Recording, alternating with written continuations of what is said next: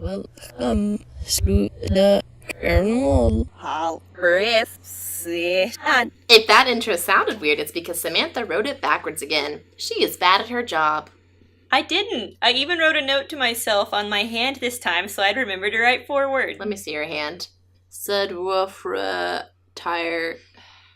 Anyway, if you're a new listener, I'm Colleen, the muscular, tough, silent one. I'm Olivia, the happy-go-lucky one. I keep things fresh and fun.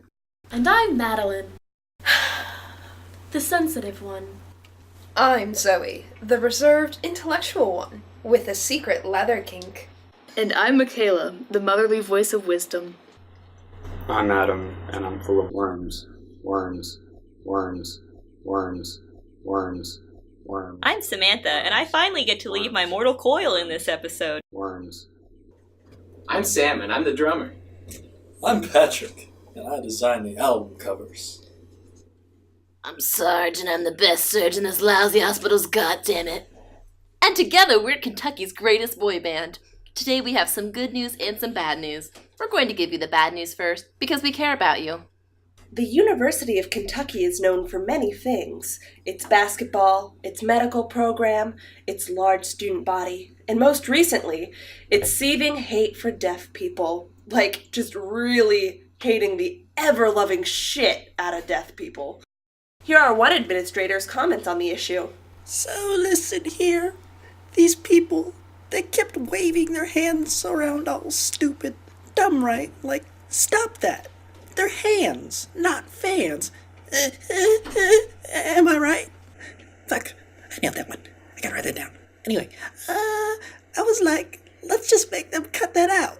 So, long story short, we're ending the ASL program. American Sign Language. More like un-American asinine language. Christ, I'm on it right now. I need to try stand-up. That seems bad.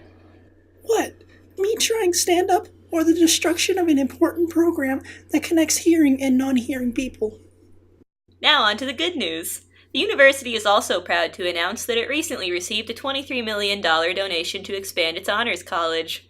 We were going to write a funny riff on this one, a zany little gag about how $22,999,997.25 were spent on building the ultimate equine power suit so that honors students could ride a really muscular cybertronic horse from class to class, asserting their dominance over dishonorable students. Just like shredded horses. Totally juiced. But while our writer was looking up how many zeros are in a million so she could do the math for that joke, she got very nervous from looking at the numbers, an abstract and therefore terrifying concept, and decided to turn the light out and sleep. She dreamt she was wandering in a labyrinthine house full of dust and cobwebs. It was oddly familiar, like the home of a long-past grandparent. In each room she could hear the whispering voices of kind strangers. Clothes that had not been worn for decades were scattered in the hallways, as if their occupants had spontaneously vanished. For some reason it felt like this house was her own mind, a physical rendering of her subconscious. She passed one room that was very dark. She was too scared to go in it. She woke gasping. Was that some dark part of herself that she was too cowardly to acknowledge? Boo! Night Vale ripoff! Magical realism tinged with comedy is cliché intellectual property. Speaking of intellectual property, let's hear a few words from our supporters. Try patented organic Burt's Bees, copyright, tinted lipstick and lip gloss. Looks good, feels good, and is good for you. Boo! Fuck bees! Those smug little shits think their crap doesn't stink because they eat nothing but flowers. Well, they're right, and it's super weird.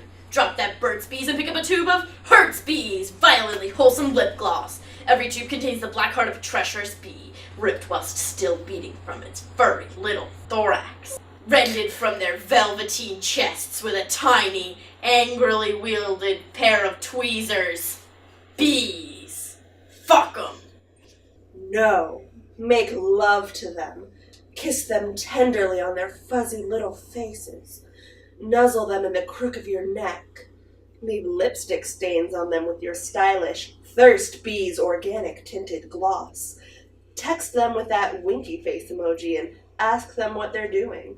And when they say they're just like collecting pollen or whatever, ask them what they would be doing if you were there, winky face. Ask them if they are into you and whatever, because you've always wanted to experiment with a bumblebee. Thirst Bees cosmetic products. And now for an official Colonel product endorsement. Here at the Colonel, we like to keep things wacky Whoa! and zany. Whoa! But how do we do it? The answer is simple, and it costs $14.99 plus shipping and bundling. The slapstick switch. Just flip the sucker on, and suddenly everything is a humorous escapade. It's great for job interviews. Here's my resume, and uh-oh, here's a banana peel. Golly gee, I slipped on it real good. It's great for romantic dates. I don't know if I want to do this anymore. Being together, I mean. Sorry, babe, I can't hear you over all these kazoos and banana peels. It's great for funerals. Whoa! Uncle Jim slipped on a banana peel and fell in the coffin. And now for the sake of innovation, our first biannual restaurant review. Take it away, Sarah. Yes, for this endeavor, I will be reviewing local restaurant Hamuri, where I recently enjoyed my birthday meal. Because I have been a good girl, and good girls get birthday num-nums. The kimchi was robust and authentic. It was unashamedly fragrant like the nape of a cabbage farmer's tanned, sinewy neck as you embrace him from behind, rest your forehead in his mane-like hair, and say, if only this love wasn't forbidden. The salad I was served before the meal had lettuce in it. The main dish, bulgogi, that's bulgogi, as in golly gee, was delightful. The fried potatoes were crisp, like the freshly minted bills my dear papa gave me for tending our Slovakian bakery when I was but a mite. The meat was savory and also flavory. I tasted it, and it tasted like meat. It was definitely meat that I tasted. The mochi ice cream, or rice cream, I ordered after the meal was wrapped in little chewy pouches that made my mouth happy, and I said, yes, these are the delightful num-nums that a good girl deserves. But then, the entire meal was ruined. As is customary when visiting a restaurant on your birthday, I grabbed the waiter's shirt collar and pulled him close to me, down to my level. My voice was husky and desperate. There was fear in his eyes. It's my birthday, I whispered. Good birthday girls get free num-nums at the restaurant. He glanced nervously to my now empty plate of mochi. I'd give you another serving of mochi, but we're out, he whimpered. I will gladly accept a serving of that odorous kimchi then, my boy, I replied heartily. We are out of kimchi, he sighed. Naturally, this was unacceptable. After a short reprimanding, he offered a birthday dance. I hesitated. He was fully clothed. How could he possibly perform a true birthday dance while not in a birthday suit? Well, to be concise, soon he was shuffling his feet dejectedly, nude and weeping. And you know, it was actually pretty nice overall. Hamuri gets 5 out of 5 Wildcats. And now it is time for my favorite segment of our show, the hot, but not actually hot because there are ice cubes in my shirt, News Minute. I think the title is bad. This is that special time where the most vile, naughty member of the Colonel must improvise clever riffs for the top 10 news stories of the week. Meanwhile, we put ice cubes down their shirt because they are vile and naughty and must atone. That person is Samantha, who left special presents in my shoes this week. That is good.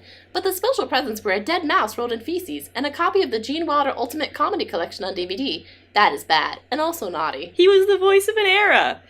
He merely executed the well-written lines that Mel Brooks wrote for him, nailed it on the real work. You only know that because I wrote this asinine conversation. I'm practically arguing with myself right now. It's time for you to think of clever retorts in response to these current events. New York Fashion Week. Fashion Week, more like crappin' week. Am I right? Oh. Next topic. Roasted. Next topic. The Grammys. Grammys, more like, oh, it's in my underwear. Grammys, more like, hand me that remote so I can change it. Oh. Next topic, roasted. Taylor Swift is a Nazi. I believe it. Next topic. Obama stepping down, not running for president.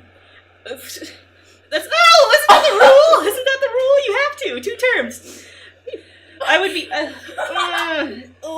Obama, more like, oh, it's in my crack. Oh my god, there's so much ice in my underwear.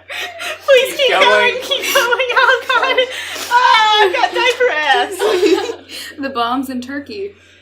Oh, this is such a distasteful place to discuss that. Bernie Sanders wins New Hampshire primaries by 22.4%. That's good. Bernie Sanders, more like Bernie from Sesame Street. They have the same hair. Oh my god, roasted. Bernie's not a character. Bernie's a character. There's not a Bernie. There's a Bernie in Sesame Street. He's got the fluffy hair. He looks old. Not a Bernie. Yeah. I watched Sesame Street. Oh. Grant had a physics test this week. Was that on, did he do that bad that it was in the national news? That's awesome. Yes. Fucking idiot. Okay. Colleen still has a rash. I'm gonna have an ice rash. Colleen always has a rash because she's gross. Burns. Next topic. Donald Trump buys Jeb Bush's website domain. More like Donald Trump bought a dump. This Jeb Bush sucks. Oh, it's everywhere. It's in my armpits now. Is that it? Is it over? Oh, my butt hurts. 2, 3, 4. Ooh, baby, do you know what rat's worth? Ooh, Ratville is a place on earth. They say in Ratville, trash comes first. Ooh, Ratville is a stain on earth. You heard that right. The latest luxury tourism destination, Ratville. Accessible only by crawling upwards through toilet plumbing. This exclusive locale is filled with brimming trash cans, greasy cardboard boxes perfectly suited for rodent orgies, and all the enticing green blocks of death cake your little pattering heart can handle. Ooh, Ratville is a stain on earth. And now for horoscopes with Madame Fubanoodle. I'm tired of this. I quit. For more news, horoscopes, and other assorted nonsense, as our Twitter is an excellent place to be, at UKCOLONEL, or go to our website, theukcolonel.org, or find us on YouTube. We have a YouTube now. You're probably there, or you already listened to the podcast, so, yeah. The previous segment consisted of satirical content. All references to reality were fictionalized, and all personages were fictional, with the exception of worms, public figures, whose likeness were used fictitiously. The opinions expressed in this segment in no way reflect those of the University of Kentucky, Eli Caprisun, Matt Bevan, the Kentucky Colonel with K, Mysterious Strangers, Mysterious Bees, Oprah Win Bees, Rats, Rat Orgies, Zany Banana Peels, Zany Banana Peels, or Bees? Also check the link in the description for the actual petition to sign about the actual non-satirical shit going down in American Sign Language getting cut from UK. UK hates deaf people, that doesn't mean we have to.